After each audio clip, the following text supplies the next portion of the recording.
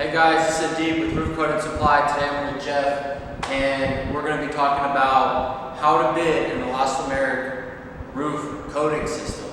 Jeff is going to go over some key points. Jeff, what do we got to remember? Well, first off, not every roof system is good for an elastomeric coating. You need to determine that first.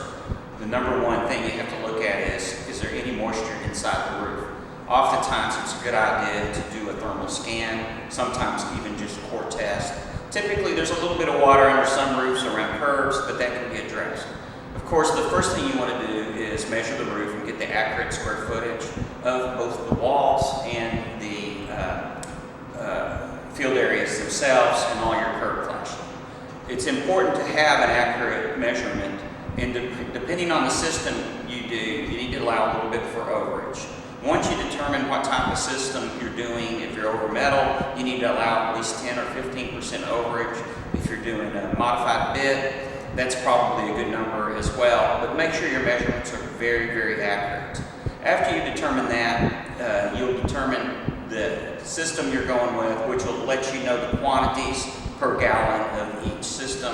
Primers or emulsions are all in consideration. Hold on. Why is it so important that you measure the flashings and that your flashing measurements are correct? Well, your flashing can add up a lot. Now, also, it's really important to know how much of flashing you need, because the quantities of your flashing grade can be as low as 20 feet per gallon.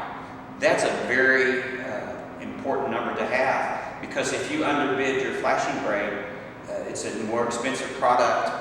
If you buy the Western Colloid 800, typically you're getting 70 feet out of 3.5 gallons.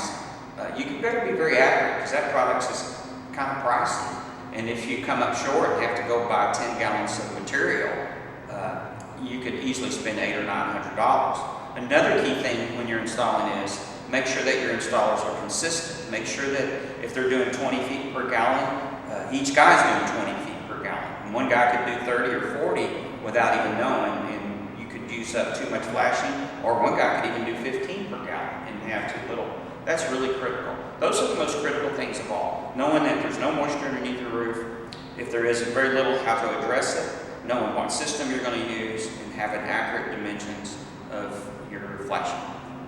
Thanks guys, and if you guys learned something new today, please like and subscribe to our channel. We've got a lot of content coming your way, and we'll see you on the next one. Thanks. Thanks.